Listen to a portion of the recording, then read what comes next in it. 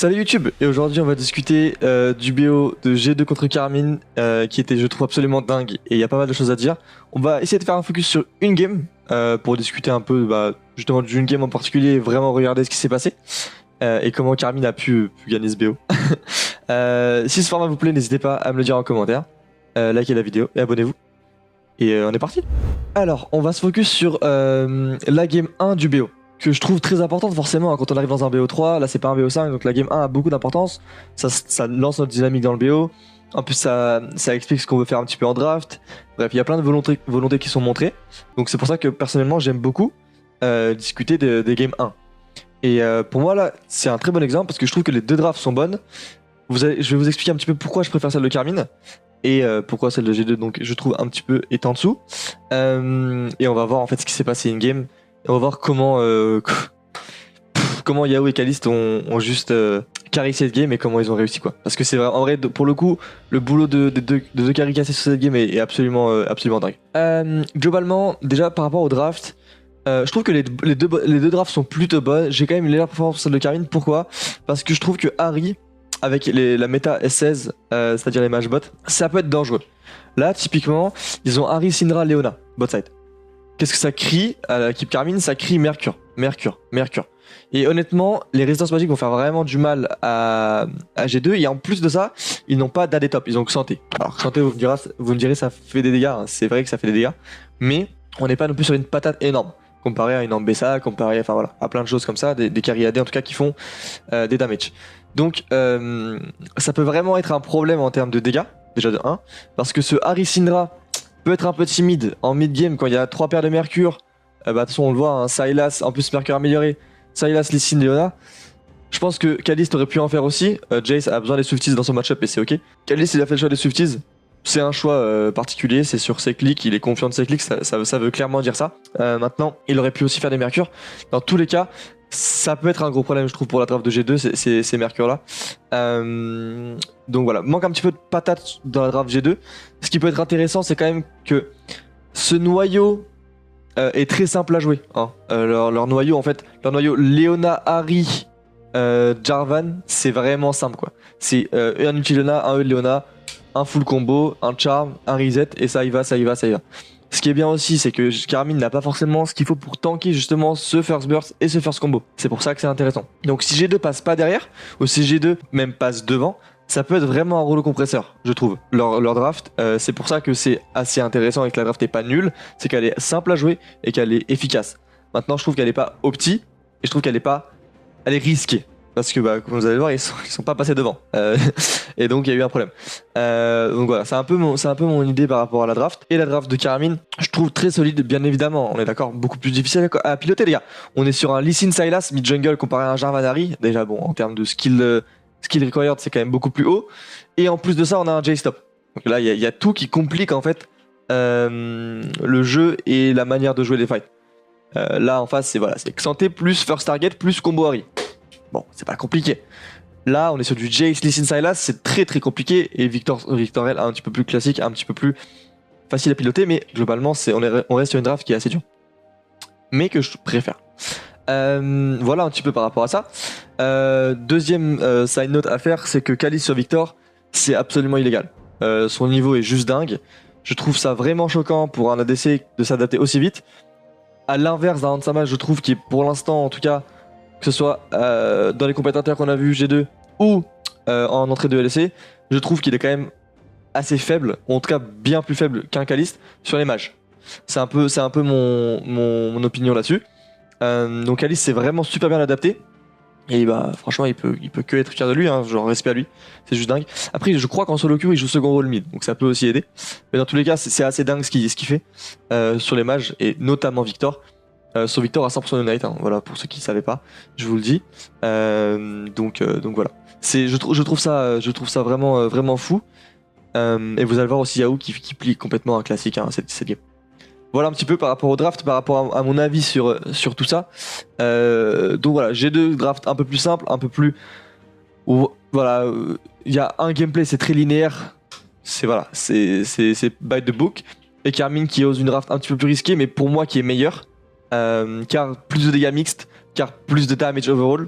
Et en plus, ils ont clairement des outils pour counter les champions en face.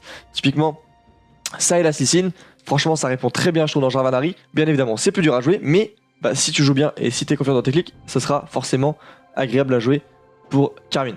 Et le match-up top peut être un peu tricky, faut que Kana le gère, s'il le gère bien, tout va bien.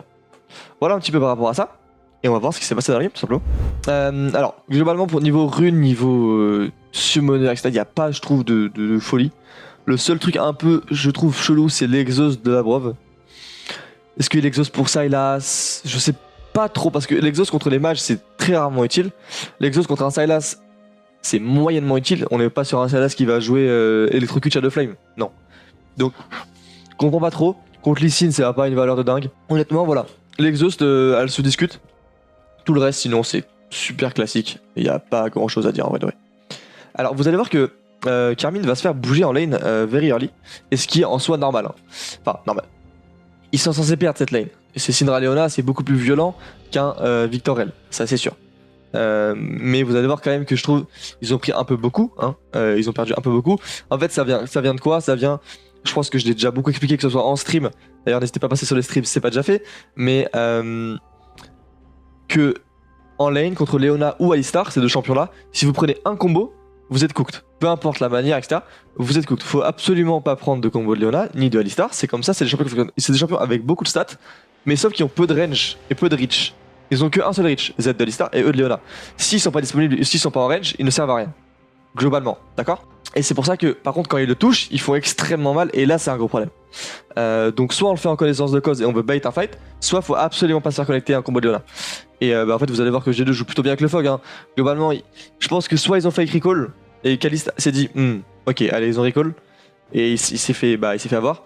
Soit un peu de naïveté, c'est-à-dire qu'il voulait peut-être bait le combo de Syndra, et il s'est raté. On sait pas, on pourra pas savoir, mais dans tous les cas, il va prendre vraiment cher. Et il va prendre un combo qui est pas létal bien évidemment, hein, mais qui le force à tout simplement flash out. Parce que là en fait, si la Brove connecte le Q, qui est re-up d'ailleurs, et que Ansama Q, Kalist est mort, donc bien évidemment il a raison de flash out, mais c'est quand même un flash qui fait mal de le perdre maintenant. Donc Kalist perd son flash et a un HP, donc c'est quand même vraiment délicat. Et c'est forcément pas une bonne nouvelle hein, pour Karmine. Vous allez voir que bon, Kana c'est vraiment unlucky ce qui se passe au top. Alors unlucky oui et non, parce que c'est quand même Bibi qui joue bien et qui l'assiste ce CS, mais il survit à 2 HP. Donc on peut quand même appeler ça de la chance, hein, littéralement 2 HP, je sais pas si vous voyez avec la caméra, mais en gros là il a 2 HP, littéralement. Donc bon, c'est un peu de la chance, mais bien joué Bibi pour avoir l'assist de CS, du coup il level up et il ne tue pas. Et là vous allez voir que G2 joue encore une fois bien. Pour moi, la Brove a fait un bon fork dans la river et Kalist et Buzo veulent punir Ansama, sauf que la Brove se monte directement à ce moment-là et vient E-flash. Maintenant il y a deux choses à dire, c'est que très bonne réaction de Buzio, très bonne réaction de Kalist, parce que excellent step, on va se le remettre parce que je trouve que ce step est quand même vraiment bon. Regardez bien Kalist. Excellent step de Kalist, excellentissime step de Kalist. Est-ce que c'est la Brove? Est-ce que c'est Kalist? C'est un peu des deux. Je pense que peut-être la Brove peut se dire qu'il va savoir. C'est un mind game, honnêtement. Je pense que c'est surtout que Kalist a très bien joué, on va se mentir. Donc, respect à Kalist encore une fois. Ce step est absolument illégal. S'il meurt, c'est catastrophique. C'est Syndra qui passe devant, c'est des stacks en plus pour Syndra. C'est une wave qui est crash, c'est une wave qui est perdue. C'est une catastrophe. Et le fait qu'il dodge, c'est dingue. Parce que donc Leona perd son flash en plus de ça. Donc juste dingue ce dodge. Voilà, j'ai rien à dire. Franchement, juste respect. Les clics sont juste excellents. Donc forcément, Kalist va back TP. Parce que là pour le coup il a plus les ressources pour rester.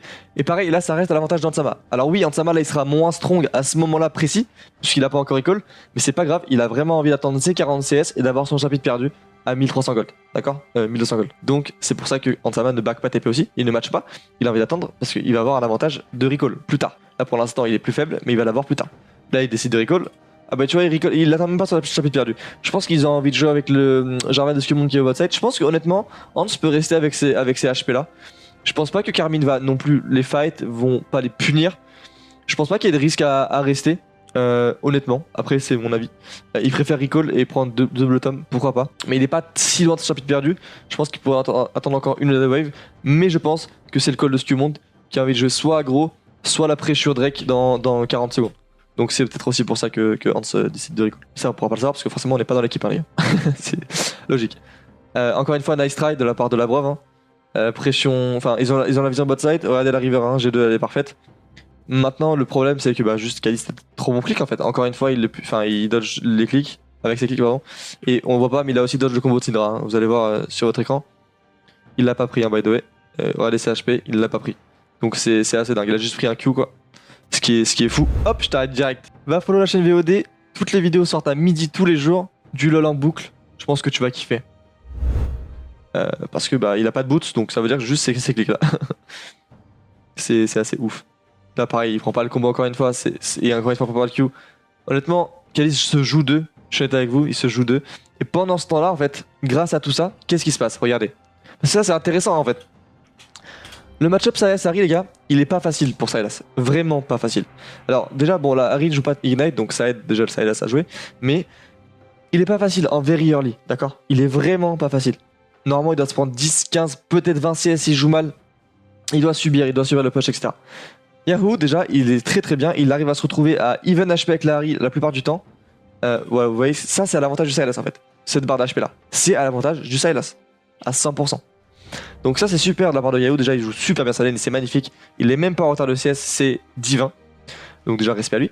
Mais pendant que Kalice se joue 2, pendant que Kalice bait des combos, pendant que Kalice joue avec ses clics et joue avec les couilles de G2, bah en fait pendant ce temps-là, Buzio était mid.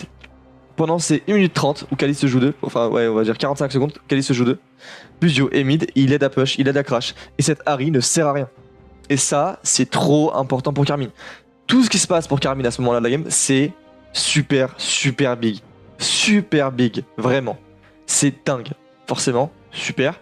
Et bah, bien joué de la part de Buzio, de trust sur la DC et de pas y aller et de pas match la Leona, ce qui est vraiment, je trouve, un peu de couille à ce moment-là, que c'est quand même une game assez importante. Et en plus, bah, Kalice qui joue qui edge en fait G2 à ce moment-là. Et les deux jouent super bien. Yahoo aussi. Le trio fait que c'est juste parfait. Il y a rien à dire. Et là, en fait, G2 est cooked.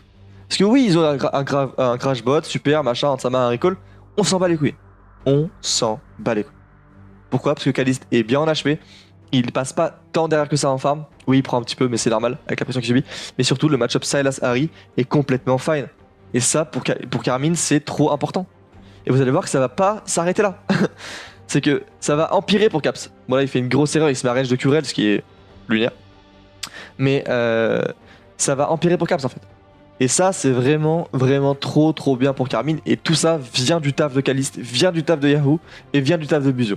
Donc c'est vraiment sympa ce qu'ils ont fait en team et la dynamique qu'ils ont créée. Bien évidemment, je pense que c'est des consignes du coach. Hein. Des consignes du coach, c'est quoi? Ça va être, je pense que cette game, ils arrivent, ils vont dire, le but, c'est de faire survivre ce Sylas. Si Sylas survit, il a des très bons ultis en mid-game, il va être intuable avec ses mercures et il va être très résistant. Et s'il passe devant, c'est game over pour G2. Donc, Karmine le sait. Karmine joue en fonction et Karmine réagit parfaitement. Donc franchement rien à dire de la part de Cassé là, il joue super bien. Et vous allez voir qu'en fait là, pour moi, encore une fois, je dirais pas une erreur de G2, parce qu'en fait G2 a raison. Maintenant G2, leur Ahri n'a pas pris d'avance, leur bot lane n'a pas à gagner non plus, ils n'ont pas d'avantage, ils n'ont pas de flash advantage, ils n'ont rien. Donc ce Drake est impossible. Ils ont Sylas, Lee Sin, je ne peux forcément pas le fight, on est d'accord? Le problème c'est que là les grubs sur G2, zéro utilité, zéro. Et donc, bah, worse pour Karmine, bien évidemment. Par contre, je trouve très grosse. Alors, je vais en parler un petit peu parce que bon, on est là pour parler de la game en général. On va après refaire un focus sur Kalice juste après. Parce que c'est quand même ce qui est important pour nous. Hein. Mais je trouve que là, énorme erreur de Kana. Énorme erreur pour le coup. Il finit les grubs, donc on sait que Skew est topside. Et Kana le sait, hein, ça se voit comment il joue, il le sait, d'accord. Vous avez vu, regardez, ici, regardez Kana, regardez, il le sait que Skew est là, il le sait. Même s'il le sait pas avec une ward, il le sait mentalement. Pour moi, prendre ce Q de Xanté, c'est, je trouve, un peu aberrant. Voilà.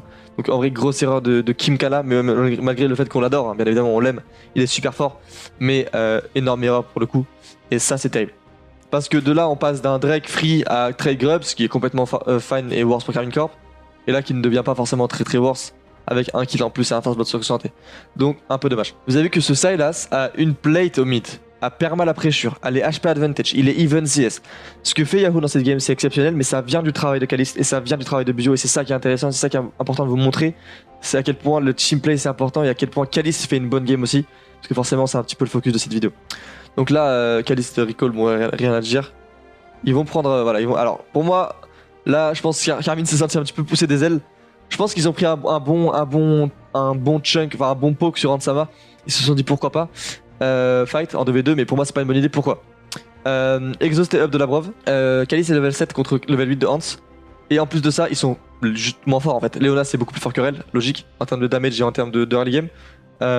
Donc pour moi c'est pas forcément une bonne idée. Et en plus comme j'ai dit déjà en début de vidéo, prendre un E de Leona c'est losing trade instantanément.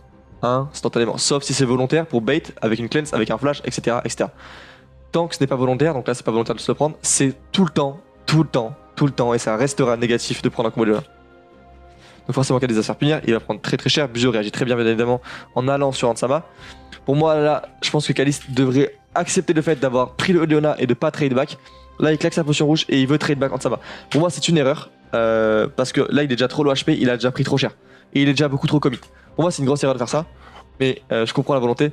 Et là G2 va venir flash, enfin double flash R. Ça passe pas. Honnêtement Kha'Zix survit à littéralement rien. Et en plus de ça il aurait pu mourir la comète, il est pas mort. Je pense que c'est. On va voir si c'est Hanzama qui joue mal. Ouais, voilà. On peut dire que c'est Hanzama qui joue mal en vrai de vrai. Pourquoi? Parce que Hanzama, voilà, ces clics là sont pas bons. Voilà, les clics là sont pas bons. Et donc, il a pas la range de Q. Pas de flash QR. Il aurait pas eu le temps. Et donc, il doit flash R. Et Q après. Et donc, il le tue pas. Donc, c'est. Je trouve Kha'Zix qui a mal joué. Into Hanzama qui a mal joué. Les deux supports, par contre, ont plutôt bien joué. Voilà un petit peu ce qu'il faut retenir de ce move. Mais dans tous les cas, c'était à l'avantage de G2 ce play. Pourquoi? Parce que bah. Karmin n'a juste pas assez strong à ce moment-là et n'aurait pas dû fight. Voilà, c'est tout. Pas plus à dire. Là, il y a un fight top, mais on s'en fout un petit peu. Là, on va passer sur un focus sur Kha'Zix maintenant. On va surtout parler de ça. C'est important. Mais pendant tout ce moment-là, bah, Yahoo, toujours il vient de récupérer un kill top. Il est en train de scaler avec son Sylas et il va arracher la game. C'est ça qui est important de retenir. Vous allez voir que même Yahoo va trouver un solo bolo contre le Xanté de Bibi juste ici. Donc Yahoo a back Proto Belt. Et il vient tuer Bibi en 1v1. Et en plus de ça, il vient smurf le play après. Donc là, il vient tuer Bibi. Magnifique, c'est magnifiquement bien joué. Et là, il vient dodge le bisou de Caps au corps à corps. C'est absolument divin. Et il vient se lifesteal sur son crâne. Et il survit. Double kill pour Karmin. Et là, pour moi, ça signe la fin de la game de G2. Ou en tout cas, la game va être extrêmement compliquée pour G2 à partir de ce moment-là. Et ça va être le cas. Mais là, c'est trop dur pour G2 maintenant de comeback. Mercure. Avec Lee Sin Sylas qui passe devant. C'est terminé pour G2. Donc on va continuer un petit peu la game. Vous allez voir que ça aussi c'est important. Kha'Zix, typiquement, à ce moment-là, il aurait pu TP mid et il aurait pu ne pas faire ce playbot. Il fait ce playbot parce qu'il veut être créatif et il veut créer du mouvement. Et il pense que Bibi, donc là Bibi est no flash. Si Bibi ne fait pas ça, by the way, si Bibi ne fait pas ça, Bibi est mort. Donc là, c'est bien joué de la part de Bibi, c'est aussi très bien joué de la part de Kha'Zix. C'est une excellente TP, je trouve, une excellente TP. Parce que c'est hyper créatif. Là, je pense que Hans est en train de ping Kha'Zix qui est à la base, logique. En fait, Kha'Zix était déjà à bot et déjà en train de le play. Ce qui est, je trouve, super smart à ce moment-là. Heureusement pour Bibi qui fait ce play là et qui vient check ce bush parce qu'il était mort. Donc très bien joué. De la part de Kha'Zix et de Bibi, du coup. Les deux ont, je trouve, très bien joué. Voilà un petit peu. Donc là, bah, la Karmin va faire de bons mouvements de cartes. G2, je trouve qu'il va très bien répondre aussi. Hein. Les deux équipes jouent vraiment très bien. Là-dessus, y a pas de souci. Là, y a rien à dire, les gars. Buzio est juste trop fort. Honnêtement, c'est dingue. Le Fog qui joue, enfin, à quel point il joue avec le Fog ici, à quel point il est en train de créer la panique chez G2. Donc il a toute une ligne de vision ici qui est excellente, hein, bien évidemment. Et là, il voit G2 en fait qui rentre dans la jungle Karmin. Et là, il décide lui de rester en fait dans la jungle G2 parce qu'il sait qu'ils n'ont pas de vision. Et regardez à quel point il joue avec le Fog. Là, la Brave ne check pas le bush. Énorme erreur de la Brave. Et là, c'est la fin pour G2. Excellent flank Buzio, c'est absolument sublime. Hanzama rate son flash, il flash out le Tidrel, mais du coup bah, il est juste devant le mur. Donc, et là, c'est une catastrophe pour G2 parce que on avait un Sylas qui était strong, on avait un Jace qui était fine. Donc voilà, c'était dur, mais c'était pas impossible. Et là maintenant, même le Victor passe devant avec 2 kills et 4 attacks de Darkseid, ce qui est terrible. Et en plus un deuxième break. Donc là, ça vient condamner G2. Dans une game qui était déjà très difficile, ça vient complètement crucifier G2 et leur mettre vraiment une très grosse balle dans le pied pour cette game 1. Vous allez voir après que Karmin en fait continue leur fight absolument parfait. Je trouve par exemple que Kha'Zix ici joue encore une fois bien son fight. Enfin, je trouve que tout Karmin joue bien son fight en fait. En fait je trouve que là à partir de ce moment là c'est quand même un stat check assez aberrant. Yahoo, vous allez voir, ne peut pas mourir. Regardez, tous les dégâts que vous voyez ici, c'est quasiment Kha'Zix solo, ce qui est un peu terrifiant. Avec un kick de Yike aussi. Et juste, bah après, c'est du clean-up, hein. Y a rien à dire là-dessus, c'est juste tout droit. Et là, l'avance en gold commence à être beaucoup trop élevé pour G2. Vous allez voir aussi un play que je pense que vous avez vu sur Twitter déjà, ou pas d'ailleurs. Bon voilà, Karmine font un fight top, blablabla, blablabla. Et un post replay, on sort du replay et on a déjà ça. Kalist, je pense soit TP mid, soit top, on ne sait pas exactement. Où il a TP, mais il a TP. Je pense qu'il a TP sur la TR mid et derrière il a fog top. En sachant qu'ils ont la prio, enfin qu'ils ont la tempo pardon, sur la carte. Donc il vient essayer de punir à Labrov qui est no flash et qui veut prendre de la vision. Et vous allez voir que juste il va l'arracher. Forcément, hein, c'est Victor 3 items, donc ça fait beaucoup de dégâts. Et en plus, il va même venir prendre son 1v2 contre Caps Labrov, ce qui est assez dingue. Énorme dodge du bisou. Après, est-ce que Caps est un peu naïf? Oui, mais quand même, très bien le Kalist. Et il vient le clean utiliser. Là, Caps essaie de dodge le E, ce qui est compréhensible, sauf que juste un Q auto à ce moment-là fait beaucoup trop mal. Avec DFT plus Torche, il vient le crucifier en 1v2. Kalist s'offre un 1v2 avec Victor Bot. Et il arrive à trouver des clutch play en 1v2. Je sais pas si on se rend compte, il joue pas Kaisa, il joue pas Lucian, il joue pas... Voilà, il joue Victor, les gars. C'est dingue sa proactivité avec Victor, c'est dingue ses clics vers l'avant avec Victor. Ok, il est fed, ok, il a des items, ok, il a scale, oui, mais c'est fort, les gars. C'est vraiment, vraiment fort. Et surtout, c'est fort à quel point c'est rapide l'adaptation, parce que quand même, on parle d'un champion qui de base n'est pas du tout un ADC. Donc il a dû s'adapter à jouer ce champion. Et le jouer aussi bien, avec une aussi bonne compréhension du champion et de ce qu'il fait et de ses damages, ça force le respect en fait. Il y a juste rien à dire. C'est juste dingue ce qu'il propose dans cette partie. Et dans les parties dans toutes les games qu'il a joué avec Victor d'ailleurs. Et dans tous les cas, maintenant G2 ne peut plus revenir de cette game. Un 3 Drake, 6k gold. Et surtout un outscale qui est assez big désormais. Et vous allez le voir, voilà. Encore une fois, les gars, j'ai envie de dire encore une fois. Parce que ça fait quand même beaucoup de fois qu'on parle de Kalist. Ça fait beaucoup de fois que les plays viennent de Kalist. Et là, ça vient encore une fois de Kalist. Donc, Karmine est un petit peu en retard sur cette mid wave. Parce que Kana, donc le temps, Kana veut prendre cette wave. Donc là, Karmine sait qu'ils sont un petit peu... là, je pense que Kalist voulait jouer cette wave. Et le call, ça a été de jouer la top wave. Donc là, il se retrouve un petit peu en entre deux. Et c'est un peu la merde pour lui. Comment il va réagir? C'est là, il sait que G2 va la jouer, hein. Il sait très bien. Donc là, ils sont 5v3, peut-être 4 avec Yike qui arrive. Skumond flash R, d'accord. Kalist tout simplement flash, et là, il flash 3 ulti. Jarvan ult, Leona ult, Harry bisou. Donc là, il est complètement safe, il a le temps de poser son ulti, et regardez la climatisation du fight. Encore une fois, sa première déclic de Kalist, Kana TP directement, et là, c'est front to back, et Karmine Corp va juste climatiser G2, une fois de plus, dans cette game. Et c'est, encore une fois, une proactivité de Kalist, un clic vers l'avant, un bon flash et de l'agression en fait. C'est simple, hein, c'est ça. Et c'est fin de game pour Karmine. Je voulais prendre en exemple cette game parce que pour moi c'est une game 1, ça décide quand même beaucoup d'un BO et c'était important d'en parler. Notamment avec les deux pics de Yahoo et Kalist, je trouve qu'ils ont fait une énorme game tous les deux. Donc ça se voit au KDA hein, tout simplement. Si vous voulez voir un petit peu les dégâts, ils sont ici. Donc voilà, Kalist, Yahoo, ils sont au top. 30% et 26% de dommage share, ce qui est vraiment vraiment bien, on va pas se mentir. Donc voilà, Kalist avec de l'agression, avec de la proactivité, avec des clutch play sur un Victor APC avec 10 CS minutes, voire 10%. C'est dingue, je trouve, de faire ça avec un champion comme ça qui en soi est peu playmaker. C'est super propre et je suis ravi. Pour ceux qui n'ont pas vu le BO, je vous laisse un petit peu regarder un petit peu les drafts des games 2 et game 3. Ça vous pouvez faire un avis. Et voilà. En tout cas, encore GG à Karmine Corp d'avoir gagné ce BO. Je l'ai regardé et c'était absolument dingue à regarder. C'était genre trop bien. J'ai adoré. Et voilà. Donc si ce format vous plaît, n'hésitez pas à me le faire savoir. Lâchez un petit commentaire de... Est-ce que la méta APC vous plaît? Est-ce que vous trouvez que Kalist est vraiment devenu super fort sur les mages? Est-ce que G2 était en retard sur les mages? Est-ce que Hantsama ne galère peut-être pas trop comparé à un Kalist actuellement qui je trouve est super sharp sur ces persos là? C'est à vous de me le dire en tout cas. Moi c'est ce que je pense. Pensez à vous abonner. Je vous dis à la prochaine. Des bisous.